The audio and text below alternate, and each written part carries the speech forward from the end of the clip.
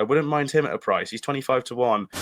This is a nice drop down in company for him. I could see him running a nice race at Warwick on Thursday. I'll take the 20 to 1, 4 places each way.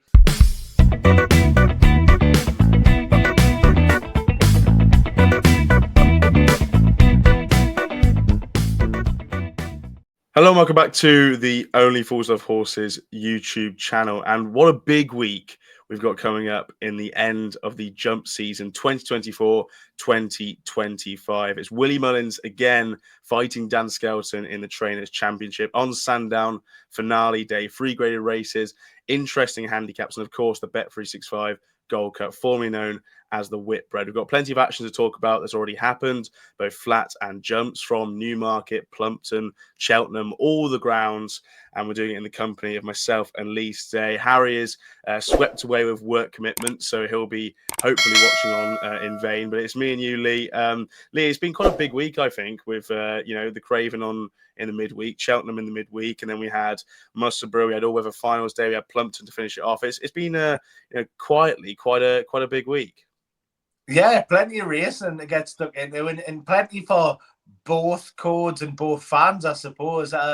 Look, I actually put a tweet out the other day, and I said, look, I see myself as a jumps fan, but actually I'm just a racing fan, and I love both of them. And when you actually look at the flat horses that we've had, and one of the videos, the main one was Frankel, and everyone was like, that Guinea's win and stuff. Like, it does get you excited.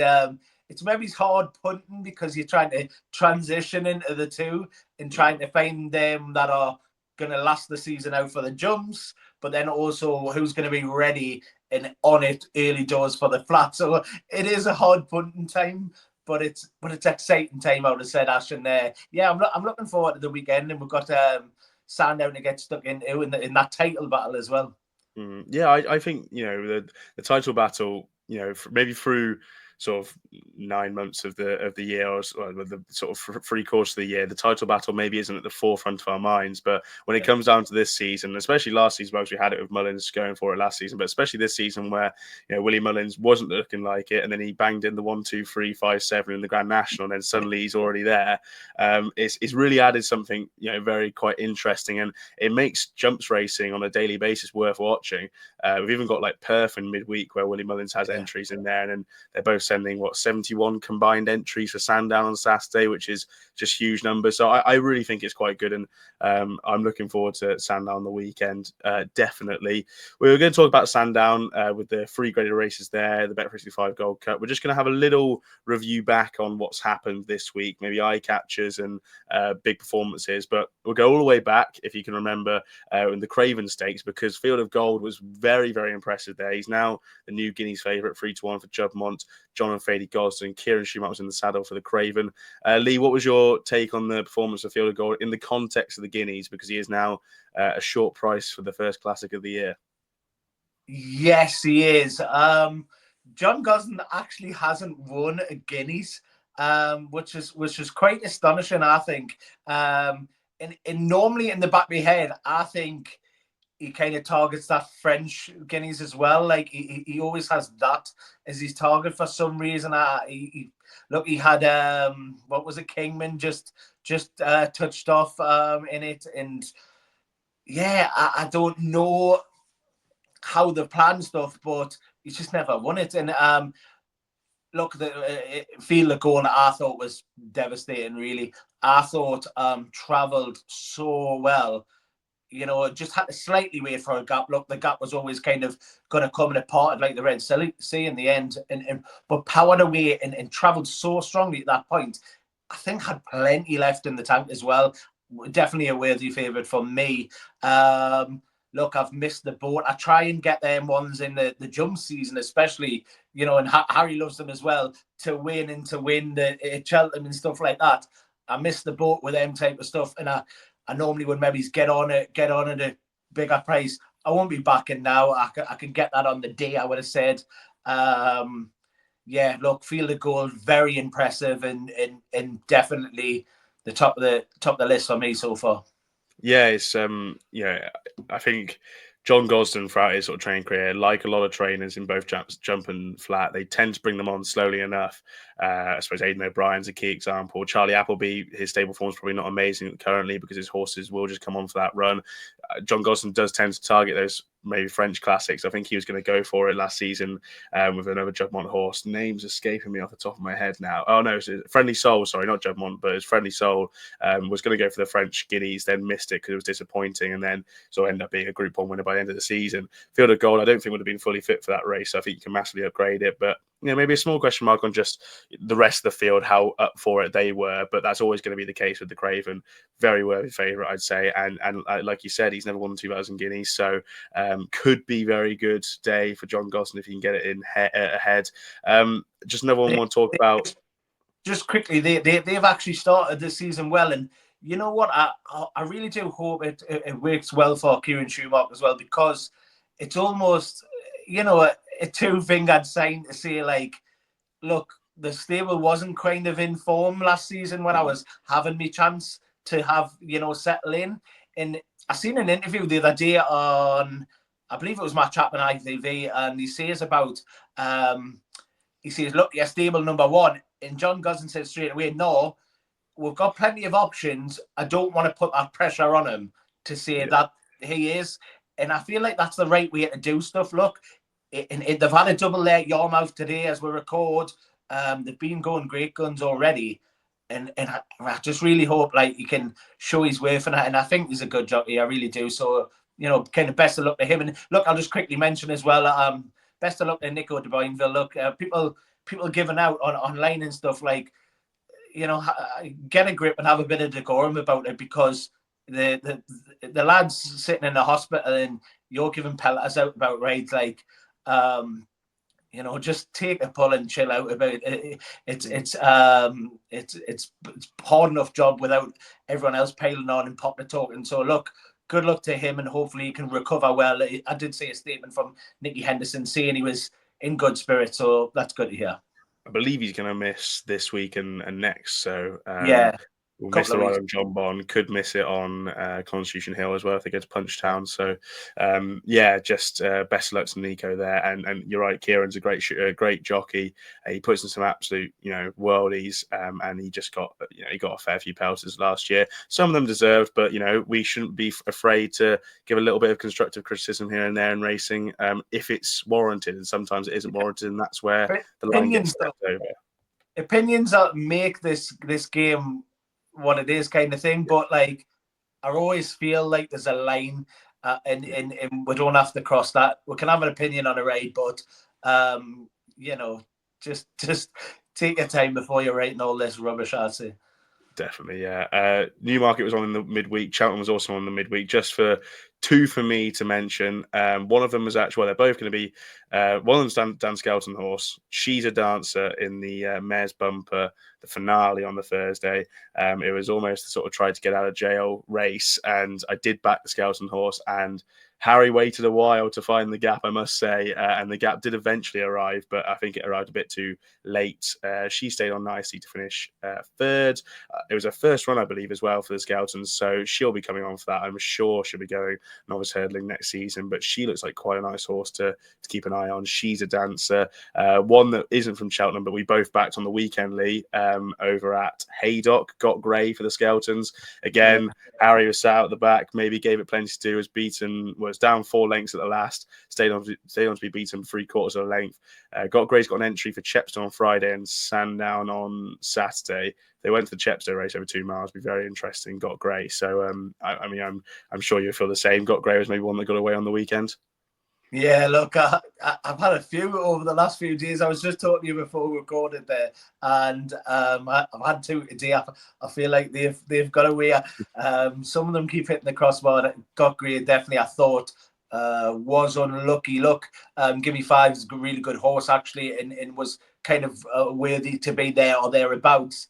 I just think left a little bit too late to get going, especially when one stays as well. Was dropping back in trip, and stays, like, wind it up a little bit more. I don't know if you could. Look, like we say, these are opinions more than facts, and whether he could or not, we weren't sure, but it did look an unlucky loser for us on the weekend there. Yeah, I was disappointed. I thought he was going to be a winner, so he's definitely one that's in good spirits and hopefully on a good handicap mark to keep an eye on. Plumpton was a big meeting on the weekend. Dan Skelton came out of it alive with a couple of winners and ahead of Willie Mullins in the championship. Absurd won the Sussex Champion Hurdle. Sombrew won the Sussex Champion Chase. Absurd was labelled as the best horse to ever come to Plumpton by the commentator on the day. Probably correct, being an Ebor winner and going over to the Melbourne Cup. But look, he was really impressively. He's just, well, they haven't got to the bottom of him over hurdles yet, have they? Because he's been having a hurdle campaign and a flat campaign, and he's come back over hurdles into another handicap hurdle, and he's won impressively. Oh, very impressive, I thought. I read a column about with Harry Cobden, and he says, look, if I could have choose any Willie Mullins horse, he was be the one that I would choose anyway. And he come there tank, and he held him up, and settled him, and he settled beautifully, and come there with his running, was able to power away and use that flat speed as well. Look, 5th in a Melbourne Cup, I believe it was, last year.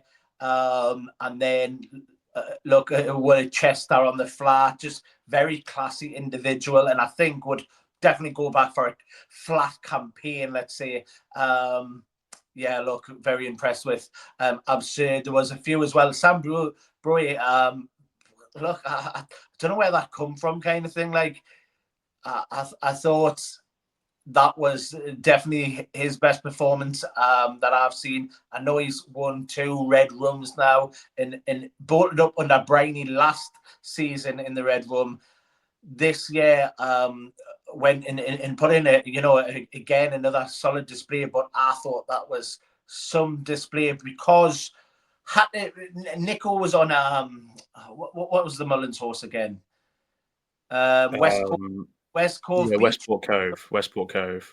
Oh, Westport Cove, sorry, yes. So the two of them kind of went for it. And for the young lad, it's Jason Tyndall, is it? Or Tidbull, I believe. Jay Tidbull, yeah. Yeah, Jay Tidbull. So for him to sit off, just off Nico when your horse is a front runner as well, and you ideally want to get the front, but look, he took a pull and saved that, to then kick again the lane. I thought that was a great performance and a great ride from the young lad. So yeah, good display from him. Yeah, I thought from the Plumpton performances, I thought that Hansard is slowly becoming a very well handicapped horse. Just got massively hampered in the Sussex Champion Hurdle and was never going to sort of do anything once he got hampered. But he's now on a mark of 139, the same mark he ran off in the Sussex Champion Hurdle. If they campaign towards something like a Swinton handicap hurdle, I'd be very interested. He likes good ground, 2 miles. I think that could really suit him. He's just getting a bit unlucky, and Hansard would be one I'm keeping on the list.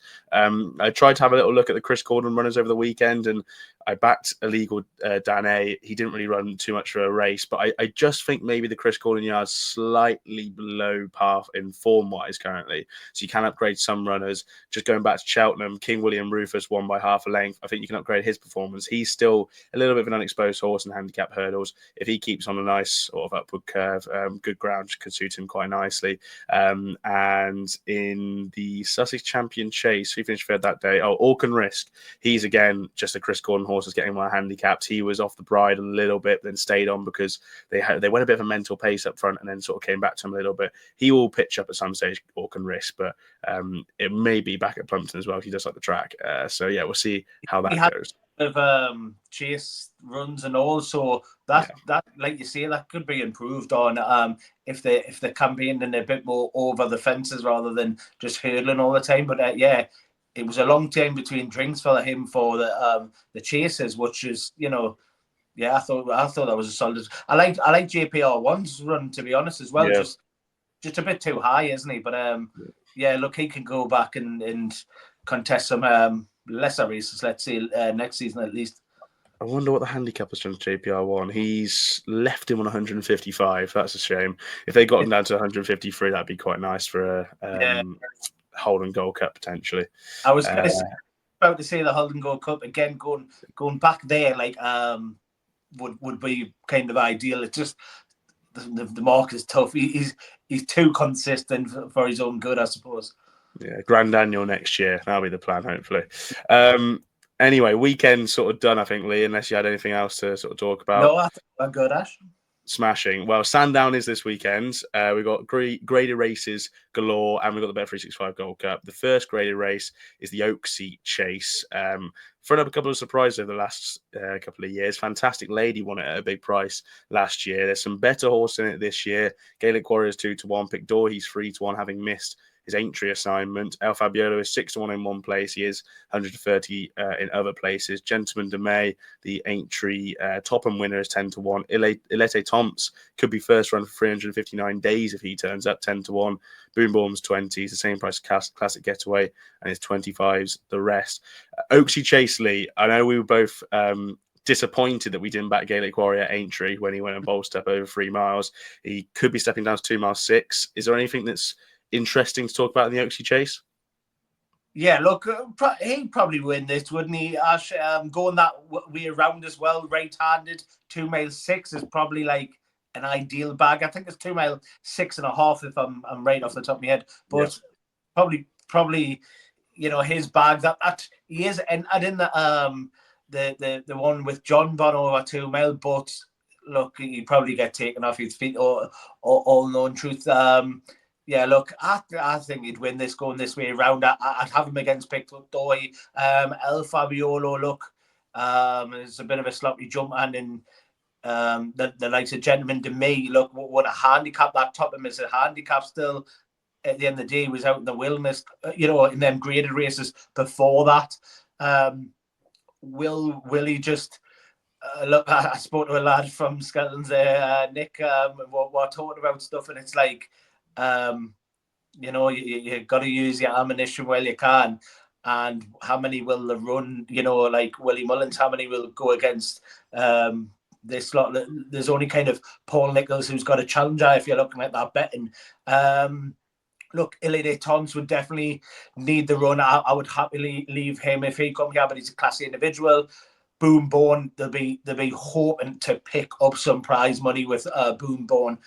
I think it's Gaelic Warriors to lose if he comes here, but they're all multiple, and we'll have to, you know, say to everyone, look, take caution with this, but look, it's the chance you take anti-post. You will lose your dollar. I get plenty of people asking, will I still lose me money if they don't run? I'm like, yes, that's how it works. You know, I'm not laughing at people if you don't know, you don't know, but sadly, many of times I've lost me money by backing anti-post, but it's the risk you take. Would that, right? I'm trying to ask me own self the question. Would I take it? I think he'll win it if he goes. Would I take 2-1 now? No. I agree. It's going to take a brave pill for myself, I think, to back Gaelic Warrior, just because he was disappointing those first couple of runs this season. Maybe wrong trip. Leopardstown? Yeah, maybe Leopardstown isn't his track. I think he's top of my list just because I don't think he was 100% entry. I think they may have wanted maybe a week or two more with him, and they're getting that here. They're probably going to get slightly softer ground as well because it's going to rain at Sandown tomorrow. It's going to rain a little bit on Saturday, well, Friday night into Saturday morning. Sandown rides softer anyway. I think they might just get it for him, and yeah, this kind of looks like his perfect bag. 2 miles 6.5, like you said, right-handed. I could see him being a very worthy favourite. I wouldn't mind if they came with Appreciate It. I wouldn't mind him at a price. He's 25-1. You got to remember, this is a horse who was nearly beating Fast or Slow in the John Durkin in 2023. I mean, after they jumped the second last, I thought he was going to beat him. And when I think he jumped the last ahead, I think, as well. And then they just done him late on. But that piece of form is red hot with Fast or Slow, Galopin de Champs. Looks like a really, really nice piece of form. He likes going right-handed. He won at Turles a grade 2 over 2 mile 5, 2 starts ago, and beating Classic Getaway. He's got some nice piece of form from Punchdown, nice piece of form from Cork. They ran him in the Grand National. That was never going to be his race, and he got brought down. If they come here, 2 mile 6, Appreciate It. I could see that working really nicely for him. 25-1 is not a bad price. What about your favourite horse, Pick Dory? You're like his fan club, aren't you? I worry that maybe because he had the setback that kept him out of entry. They're obviously not going to run him if he's got an issue, so they'll be running him if he's bang on. But just wonder if maybe that's long enough for him to be coming back. I love the horse. I love the horse. That's why it's going to take a brave pill if I wanted to back Gaelic Warrior, just because I do like Pic D'Orhy, and they're both short enough. Like you have to be confident. If you knew Pic D'Orhy was Gaelic Warrior was on the boat, at least you could go, because maybe Illy Thompson won't even come. Like, maybe why send him on a trip when he's had the injury? Just keep him for Punchestown. Maybe he's in hope to end the season on a good run. Look, when you actually look at it, I don't know if I will take the risk or not, but it's getting tempted in. It's a tricky little race, just because Gaelic Warrior and Pic D'Orhy are priced so conservatively that you have to fancy them quite heavily to really get the most out of their price, because it's 2-1 and 3-1. If like Pic D'Orhy is maybe 5-1, then you're looking at that and going, well, you're getting extra couple of points. It's interesting, but I probably just have Gaelic Warrior top of the list, but appreciate it 25s. That would be my big price play in the race. The Grade 1 Celebration Chase, like you said, is a race that Gaelic Warrior does hold another entry for. But Jonbon is topping the market 8-11. Imperi Pass won the novice race at Aintree, beating Gidley Park and Django Bay. The Manifesto 5-1. And Nergamen's got an entry 7-1, same price as Gaelic Warrior. Lete Thompson also has an entry for this. Edwardstone 16-1, Captain Guinness 20-1, Massachuri 25, Reward the same price. Unexpected Party, Sombrews here 40-1. Brookie, I want to talk about that horse in a second, 50-1. But Boomborn 100s, and just other entries to Dan Skelton, including Harper's Brook, Asla Pasta, Etalon, and Heltenham in the Celebration Chase. Lee, Jonbon's coming back in trip from his Aintree win. Shouldn't be an issue at all, having won a lot of races over 2 miles in his career. Fancy him in this? Should he be winning this? He should really be, Ash. But look, there's a few of them definitely won't go 100%. This will cut up. But look, Jonbon has the beating of Enagamy, and we've got that.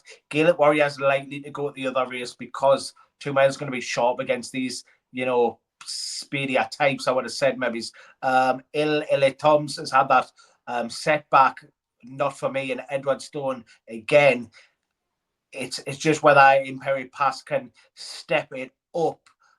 Did win over hurdles after winning at Aintree and beating the likes of Bob Ollinger last season. So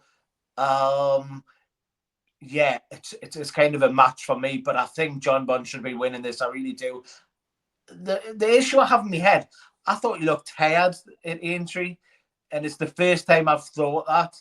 I've never thought in kind of any of his runs, and I just thought, was it maybe it's the Nico was a bit exuberant and made his mind up in a few. He then took it up, I don't know where it was from home, but he took it up and made that move and made it decisive. In the end, he just kind of wilted a little bit. Was Protectorate, I think, wasn't it, who ran him down slightly. I don't know if you've got it off the top of your head there, how many the lengths were at the end. I thought, look, he's going to, when you come to that angle, you see it 2 out, and they kind of they have to go back in, don't they? And you always think, and I think he's going to win this by 10. That's him. He's gone, and actually he didn't muster that many lengths up. But it was the first time I thought he's vulnerable. Away from Cheltenham, Cheltenham is not being kind, and he's kind of unbeaten away from there. But it's the first time I thought there's something, I could get him beat somewhere else, I would have said. That's interesting. He beat Protectorate 3 1/4 lengths. I think just Nika did quite a lot early with him, got the race sewn up, and then it was a case of let them try come back to him if they're good enough. I viewed the performance, if they ran him in a Ryanair next year, I'd probably back him. I didn't think he had any issue with the trip, to be honest. I thought he ran a very, very good race. It was second best career performance. I wouldn't have said it was the trip. I just think, like you just said there, I think he just put in such, I think they've done a bit too much. Maybe it's this trip better, and we know that he stays up the hill at least. Yeah, and he likes Sandown. He's done it before. I yeah, look, Jonbon, it's not original, should be winning this. Just a small note on Brookie. Anthony Honeyball is one trainer that I think is severely like underrated. And if I could get a jump source tomorrow and I wanted to send it to someone, I'd probably send it to Anthony Honeyball. I think he's an incredible trainer. He won this Doncaster handicap in March off 130, pitched up into the grade 1 behind Caliph Burley of 135, and then finished second, beaten 3 lengths, is now pushed himself up to a rating of 150. So A, they've ruined his handicap mark for the time being, and they probably would have won the red run with him. And B, what you have to get into the mind of Anthony Honeyball and go, why are they doing this? They obviously think he's very, very smart. They sent him into Sergino's Wayward Lad as well. I mean, it's 100 to 1, massive price. So he's never going to win that day, but he was then sent off 11 to 2 for that Doncaster handicap race. Maybe that was just because it was his first start since December. I just think that this Brookie must be a very good animal for Anthony Honeyball to be campaigning him in a grade 1 novice and then giving him an entry and jockeying Ben Godfrey up for this race. I'm not going to say he's going to hit the place or anything, but I'm just going to keep an eye on Brookie going forward because they must think an absolute boatload of this horse. And like you said, this race is probably going to cut up, like with maybe Gaelic Warrior not coming, Ilete Thompson not coming, maybe Captain Guinness is, I don't know if I can trust him too well to get around here. Master Chewy has got the entry for either race. He ran in the Ryanair, might come back in trip. I could see Brookie running a huge race in this, and look, he's going to be a horse to follow anyway. What price is he? He's 50 to 1, you know. But currently, can you get 3 places on this one? You can get 3 places. I wouldn't put it off. I actually I've done the forecast at entry there, and I thought he ran a huge race, to be honest. And yeah, look, you know what? You're saying that, but like that, you might not hit the frame, but he actually really could. Some of these definitely won't go. Captain Guinness has got an entry at Punchestown, and you know, if Elite Thomas doesn't come, if Gaelic Warrior goes the other race, you then start to get where you only got to beat like 1 or 2 to get to the frame. I wouldn't put anyone off £1 or 2 each way. I'm not going to lie. I think it's out from you, Ash. One thing is, I don't know how many the places go down to, but yeah, still as well, like, you know, Anthony's obviously clocked that some of these might not come, and you're definitely going to get at least to 4 places. I don't know if it's 5th or what they're paying to, as in prize money, what they're getting the money. But yeah, no, it's definitely interesting. I just think the horse is really interesting, and like he jumps great. He beat Ludesud like hands down at Aintree. I'd be interested, but look, Jonbon should be winning this, and if Brookie runs a huge race, then that's a big performance. Best 365 Gold Cup time. We feel like we've been doing a lot of staying handicaps over the last couple of weeks with the Scottish and Irish National, and now we're getting the Bet365 Gold Cup. We've got the Scottish Grand National winner in here, Captain Cody at 10 to 1, but Willie Mullins, as expected, is dominating the market. High Class Hero 6 to 1, Dancing City 8 to 1. Captain Cody's there at 10s. Holy Jolie Smoke is 12s. Grangeclair West is 16s. Resplendent Grey is 16s. Tanganyika is 16s. Transmission's the same price. Canal Ends 20 to 1. Collected Items 20 to 1. Lots of prices, including last year's winner, Malaya Kakuna at 20s. Chosen Witnesses 25s. Lots of Willie Mullins, lots of WP Mullins in the book for the Bet365 Gold Cup. Lee, look, it's a big race. It's 34 entries. Only 20 will get a run as a maximum field. We don't know what the ground's going to be like. There's obviously horses trying handicaps for the first time, trying this distance for the first time. What have you sort of nailed down to in the Bet365, or the old Whitbread, as it used to be called? Yeah, look, Willie Mullins definitely going to throw a few darts at this. He could have had a couple of extra in the Irish Nationals and different stuff like that. He only had 2, I believe, in the Irish National. He's going to throw a few in it, and none more so take me eye maybe than Manila Kakuna, who's last year's winner. Look, dropped a couple of pounds from the Grand National run, which I thought was solid. Johnny Burke, look, saddle slipped. He kind of done all the way around nearly. With a slip saddle, still managed to finish 7th, which weirdly enough was the worst of the Mullins runners somehow. Like, that is magnificent. But yeah, to finish 7th, ran in that Bobby Joe behind the Grand National winner, Nick Rocket. And Was beaten around 8 lengths or so in that. I just think loves this staying trip, as proven with them type of runs. Bobby Joe Grand National and this win last year. That was off 151. Look, off, I think it's 155 now, but dropped a couple of pounds from the Grand National run. Yeah, look, 20-1, I think is tempting enough, because why wouldn't you go back to the scene of the crime? So I do think he will run 20-1, 4 places. Look, on the day you're going to get 5, 6 places. I can guarantee the 4 is going to be probably a minimum that you're going to get. But will you get the 20-1? No, is my guess. So I'll take the 20-1, 4 places each way. Just a couple of quid anti-post, and I may top up on the day. That's how I normally work it. So yeah, Manila Kakuna, isn't it? Or Kruna? Kakuna, yeah. Kakuna. I always get them two mixed up. One's Ellie, isn't it? Yeah, Manila Kakuna, I think could maybe double up and go back to back for look the master close something there.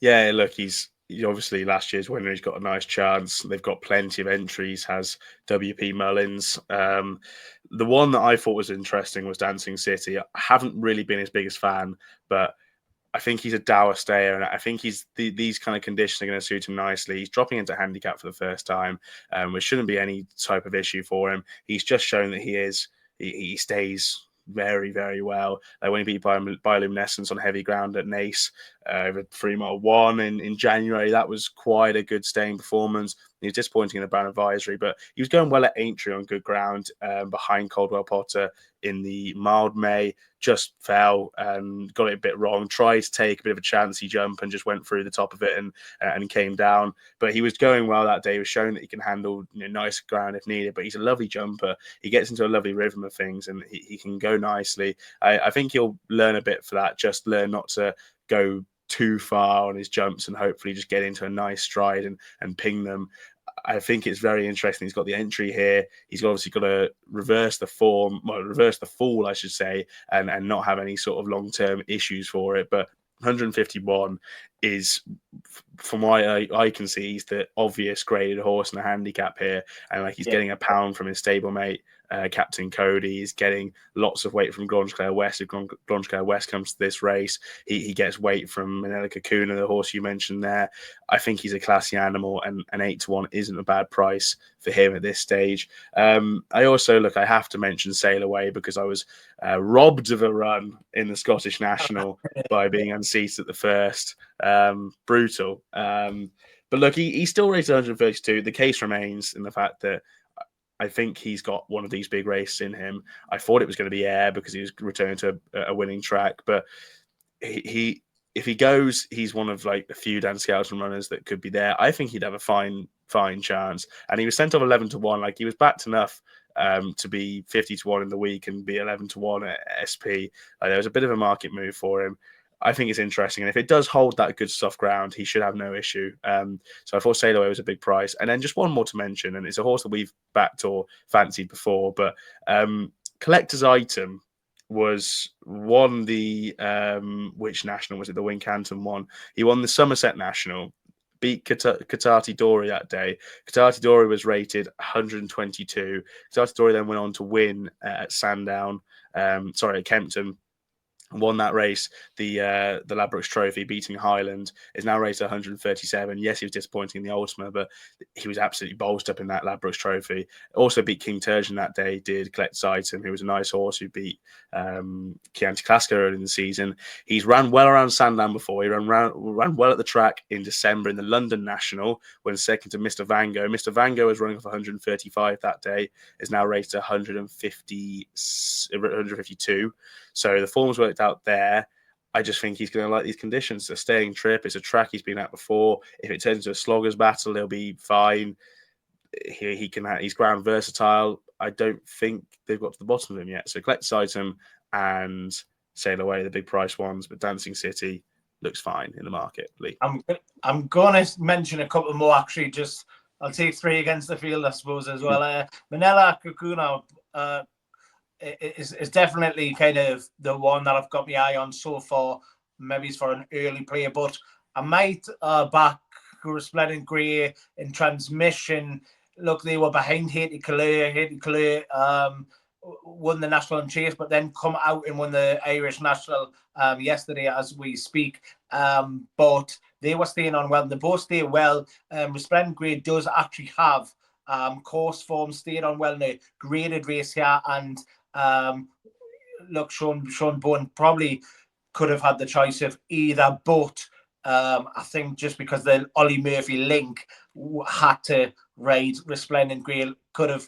It's a shame, really, because he probably would have took Haiti Calais, who had that course form at Cheltenham, and he missed his Cheltenham winner with that.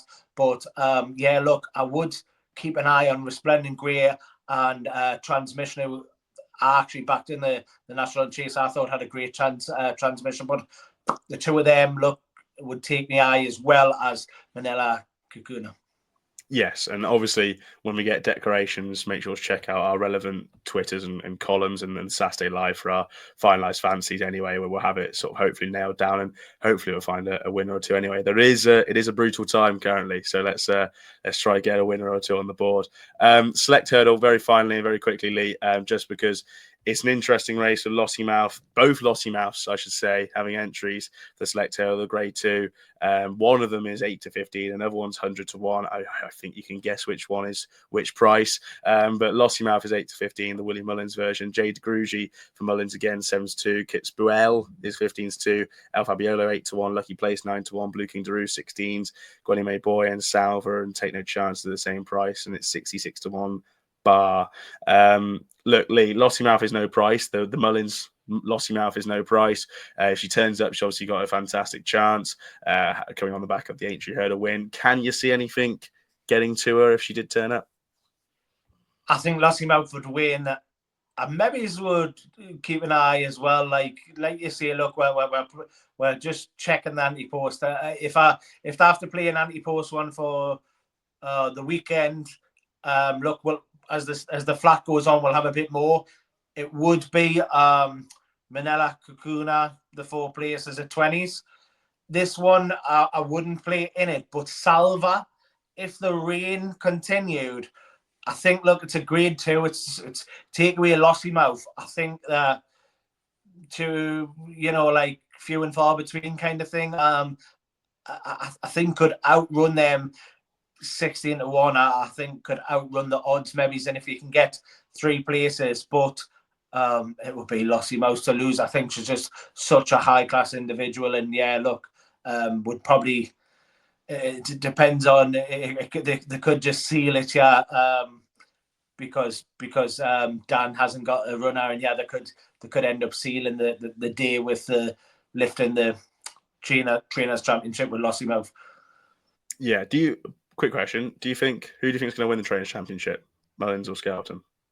Yeah, interesting one, and I did see people kind of moaning on that they had so many runners in, and that it wasn't a spectacle. I've really enjoyed it, and I've actually found myself keep checking the money as well, and I kind of find it exciting. And I'm going to be patriotic. I want Dan Skelton to win. I don't want like the Irish coming over and stealing my pots, if you know what I mean. I want Dan Skelton to win. We've had Nick on the show as well, and he's a great guy. They've got a great team there at Skelton's, and I'm cheering them on. Look, I would say I'll hold judgment maybe until Saturday.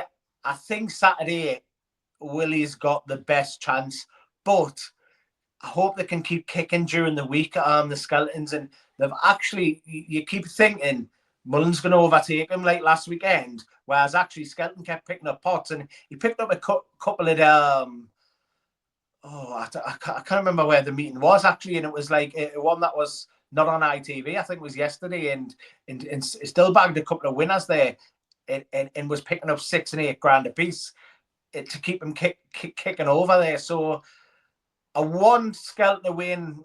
I think Mullins might pip him. Yeah, when we've been running through the horses, it's a compelling case behind fancying Mullins, just because say Gaelic Warrior and Lossiemouth go and win their respective races. There you go. There's 100 grand kind of thing. Yeah, Lossie should win this, but just, lucky place. The boy, he's been a grand old horse for me this season. Disappointing in the stayers, but I just think Nico did a bit too much too early, and it was a new trip, 3 miles, and they positioned him on the front end. I just don't think he enjoyed it. Can put a line through that run. I think he'll be really appreciating come back in trip, and any ground is fine ground for him. So lucky place would be my one at a price. Right, Lee, that's all we're talking about then. Sandown and everything done. Just, I want to mention one or two, I should say, for the Novices Championship Handicap Hurdle, the first race at Sandown.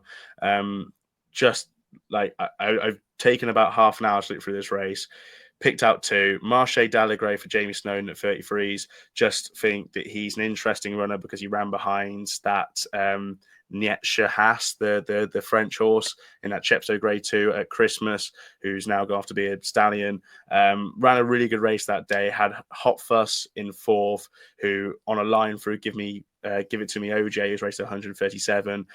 Looks like a really decent piece of form for Marche Dallegray. Marche Dallegray's raced at 119.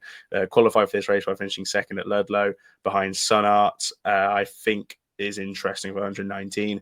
And Sorcerer for Paul Nicholls, qualified for this race by winning a Wincanton qualifier in November. I imagine this has been the big plan. Was wrong at the weights by £9 to Serious Challenge for Fergal O'Brien when those two met at Southall 7 days ago. So Serious Challenge is about 7-1 for this race. So it was wrong at the weights by £9. Now gets £10 from Serious Challenge. And I don't think Harry Codden gave him a tough time of things. He's getting the hang of things. He's got a lot of experience, and I can see Sorcerer running a big race for Paul Nicholls.